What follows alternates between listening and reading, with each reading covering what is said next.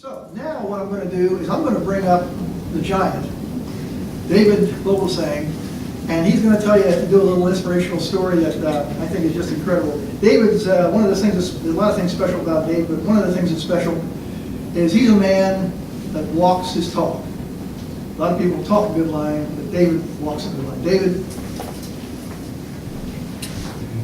I'm going to keep your seat on. Well, I guess I better do a good job because it kind of built me up. You know, in this industry, we're pretty privileged because we get to meet a lot of different families. And so we get to see up front the actual problems that they're having. And believe it or not, most people, most parents in particular, are worried about money. They're worried about their job security. They're worried about making their monthly bills. They're worried about paying for their kids' college, whether or not their kid, if they go to college, is going to get a job, or are they going to have to move back with their parents. So one of my passions is helping parents teach their kids at an early age, as early as possible, about finances, because hopefully they won't be as worried about money as their parents are. And I can't think of a better way to help parents than by dispelling some of the myths about finances as it relates to children. So the myths I want to talk about tonight are going to be myth number one: a small amount of money, it's not going to grow that much over time. Myth number two: children must wait until they're 18 years or older to start investing. Myth number three: giving children an allowance is going to teach them about money. Myth number four: children must wait until they're 18 years or older to start a business. And myth number five: money is the root of all evil. So let's start off with myth number one. I hear a lot of parents say, my kids are just kids. I'm just going to let them spend the money that they have. It's a small amount. It's not really going to grow that much over time anyways. But believe it or not, just like what Jerry said, the fact of the matter is there's really only three variables in the wealth equation: money, interest rate, and time. And of all these three, just like what Jerry said, time is the most important. A pretty insignificant amount of money invested over a long period of time can become very significant and very life-changing amount of money. And wouldn't you agree, children have the most abundance of time out of all of us. So we'll get to myth number two. Myth number two is actually portrayed, I see it being portrayed a lot in the media. Children have to wait until they're 18 years or older to start investing. I read an article not too long ago, and I was pretty excited to read it because it was about talking about the importance of investing as early as possible in your life. And I think they stopped a little bit short with this article. Basically, the first sentence was, most 40-year-olds wish they had a time machine so they could go back to their 20s and start investing. And I figured, if your goal was to go back and start investing, I think you should go back before your 20s. So a fact is, just like what Jerry was mentioning, there's this thing called a Roth IRA, and it's a great investment tool for all ages. There's no minimum age requirement for starting a Roth IRA. And a Roth IRA offers tax-free growth as well as tax-free withdrawals, as long as you're making those withdrawals after 59 and a half. One thing about a Roth IRA is that it does require that you have verifiable earned income of an amount equal to or more than the amount you invest in your Roth IRA. So let's go over to myth three. Giving children an allowance is going to teach them about money. That's true. However, it's not going to teach them the right things about money. As a matter of fact, it may just teach them entitlement as opposed to responsibility. Now, I have my own personal story. When my son turned 5 years old, my wife and I decided we wanted to give our son an allowance and we wanted to teach him about money. We did one of those things where, you give them whatever their age is, you give them that amount of money per week. So we gave him $5 a week, and basically there was a week came by that I didn't have any money in my wallet. I said, I have to go to the ATM machine And man, I got read the riot act for my son. So instead I created a monster, and I was teaching him actually to expect money for not doing anything. So I don't think allowance really doesn't prepare a child for the real world, where you have to bring value to the marketplace and where you have to earn money for the value you bring. So I have a suggestion that just pay your child for helping around the house and start small and slowly raise the responsibility level. My wife and I, we're two-income family. We both work full-time. We get home from work. Last thing we want to do is cook food and do the laundry, do the dishes, go grocery shopping. So we were thinking we better delegate some of these jobs, or else these are going to be our jobs forever. So we started off, a good example is just with the laundry. We decided, hey, let's at least get them folding the laundry or something like that. And young kids, it's easy for them to fold like towels and rags. So we started them on towels and rags. And after a while, they were mastering folding towels and rags.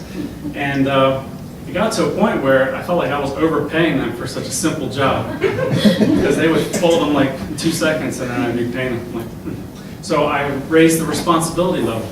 My daughter, she was 5, and I said, okay, your responsibility now is after you're done folding the rags, you got to put the dish rags away in the drawer in the kitchen and all the dish towels.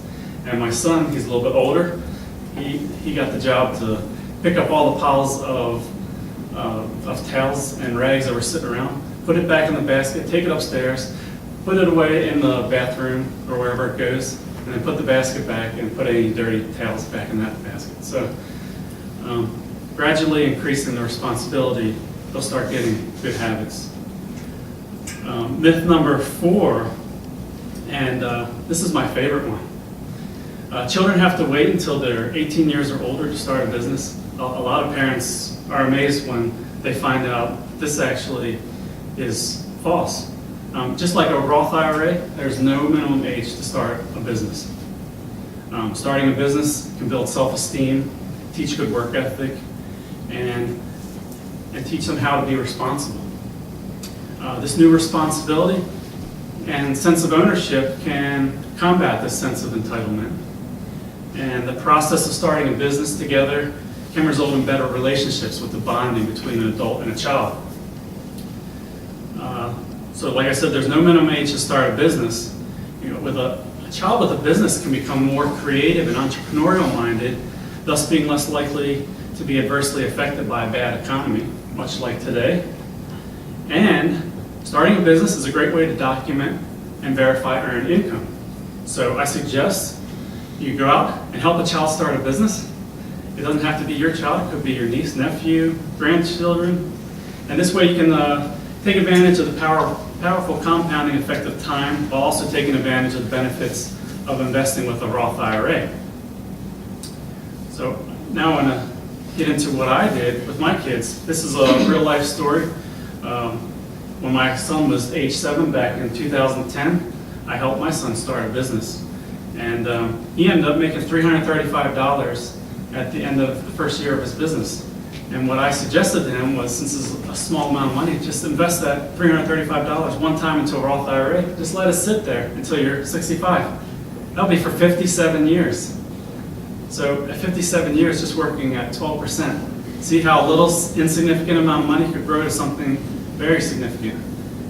And $302,000 working at 12%. And this would all be tax-free because it's a Roth IRA.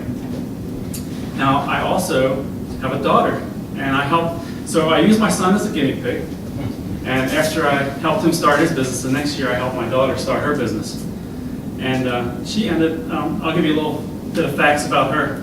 The year of starting her first business was 2011. The age of her first investment was age 5.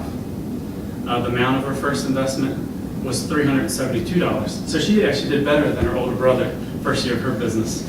But let's just compare apples to apples. Let's just assume she made $335 just like her brother. And $335, let's say she did the same thing, put in a Roth IRA at age 5, she'd have 60 years until she's 65. So that, working at 12%, that will grow to $432,000. And if we just take the difference between what my daughter made minus what my son possibly would have made, you get a difference of $130,000. And that difference is just because she started investing 3 years earlier. Pretty good deal for just 3 years worth earlier, the same amount of money. So I was thinking about this, and this is a Change Your Life workshop, and at retirement, 400,000 or 300,000 at retirement isn't that sexy of a number. So I figured I would give you $1 million idea. So let's just assume, worst case scenario, my son's business only makes $335 a year. How many years of investing the full income do you think it was going to take to accumulate $1 million by age 65? Well, we already said at age 8, if he invests at age 8, he'll have 57 years for that to grow, and that could grow to $302,000. Well, at age 9, if he does it, he'll have one less year till 65, and so it'll be a little bit less. At age 10, he'll have one less year, 55 years, so it'll be a little bit less, and then still just a little bit less. But if you add this up, it's a little bit over $1 million.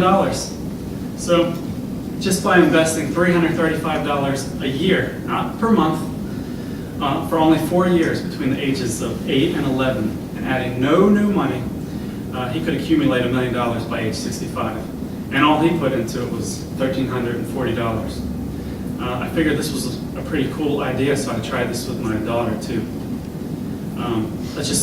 Oh, by the way, I'm doing worst case scenario. My son's second year, he made $605. So it's still not worst case scenario, but let's go with worst case scenario because I like doing that. My daughter, like I told you, she made $372, but we're just going to go with that $335. So at age 5, for 60 years, that's going to grow to $432,000. At age 6, she'll have 59 years for that to grow, $384,000. At age 7, she'll have 58 years until she's 65, and that'll grow to $340,000. So that's a little over $1 million, even more than what her brother made. So by investing just $335 a year for 3 years, between the ages of 5 and 7, and she'll be done investing if her goal is $1 million before my son even started. And she only invested a little over $1,000.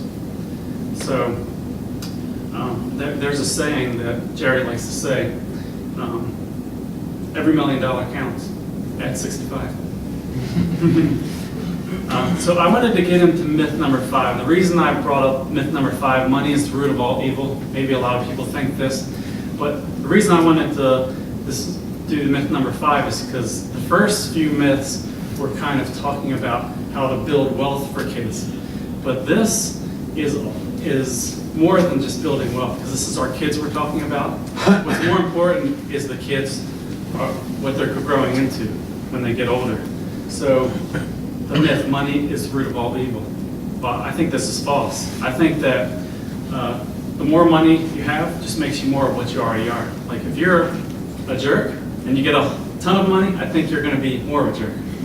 I think if you're a very compassionate and giving person, and I think you get more money, you'll be more compassionate and more giving. That's just the way I think it goes. But we can actually teach our kids good financial habits while they're still young. And one of the habits that I think is very important to teach kids is to teach them the self-discipline to divide all their earned income into 4 different meaningful categories of giving, investing, saving, and spending.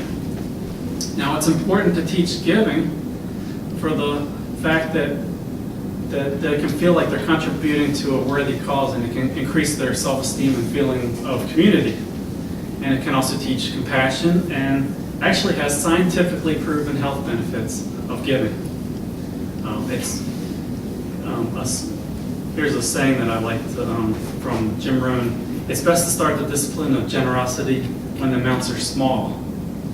It's easy to give 10 cents out of $1, but it's a little harder to give 100,000 out of $1 million. So I like that quote. It's also important to teach kids about investing, because one day they're going to want to stop working, and I don't think you can really stop working if you haven't invested. So Investing will help ensure the secure income and a good lifestyle as they get older. It can also provide a great opportunity for parents and grandparents to spend some quality time with them and teach them some valuable investment concepts like dollar cost averaging, the rule of 72, and they'll become more interested in watching their money grow while they're investing. It's important to teach savings to kids. You can teach them the importance of goal setting and virtues of patience and delayed gratification. In their older years, this habit is going to help them set up their emergency fund, or if they're going to save for any project like finishing the basement or something like that. And spending, the most fun thing for kids. We need to teach kids to celebrate their achievements and enjoy the fruits of their labor. You know, it's better to allow young kids to have a chance to handle money when they're young and while the amounts are small. It's better to allow them to make mistakes with a few dollars than it is to send them off to college and expect them to learn on their own. So I hope I've cleared up. Oh, actually, it's a little bit more. I wanted to give you an example of splitting up the money. So let's just say we put percentages towards each one of these categories, giving 10%, investing 15%, saving 25%, and spending 50%. This is a pretty good percentages for kids. For an adult, you might want to aim for 70% spending and the rest 10% on giving, investing, and saving. If you can do that, you're in good shape. But we're going to use the $335 as an example, like my son made on his first year of his business. So you have like two options. One of the options is you can allow your child just to divide their income into the four categories and only invest this one portion of $50.25. Or you have another option. You can allow the child to divide everything up like this, but allow them to invest the full $335. The thing is, with a Roth IRA, the IRS doesn't even care whose money is invested, so long as it doesn't exceed the amount earned by the child that year. So what I suggest is, while the money is still small, option 2 can provide children a greater incentive to keep earning money, since they can invest the full amount while still enjoying the benefits of giving, investing, or giving, saving, and spending as well. So hopefully I've helped dispel some of these myths, and hopefully we can be helping our children change their attitude. Change it from, hey, Mom and Dad, I need some money, to, Mom and Dad, what can I do to earn some money? And then eventually, hopefully we'll be changing them from saying, hey, how am I going to find a job, to how can I create some jobs? How can I bring value to the marketplace? So I wanted to show you a couple of books that I found very helpful when I was helping my kids set up a business. I first read this book, Young Bucks, How to Raise a Future Millionaire. This gives you some great ideas on how to talk with your kids and decide some really cool bonding ideas with your kids for setting up a business with them. And then my favorite book, The Kids Roth IRA Handbook, Securing Tax-Free Wealth from a Child's First Paycheck. This helped me a lot with documenting verifiable earned income, and it's a great book. I recommend anyone who's interested in trying this out with their own kids or their own niece or nephew or grandkids. I definitely highly recommend doing it. So I'm going to hand this back over to Jerry. He's going to have some more exciting financial information for us. Thank you, Dave. Great job.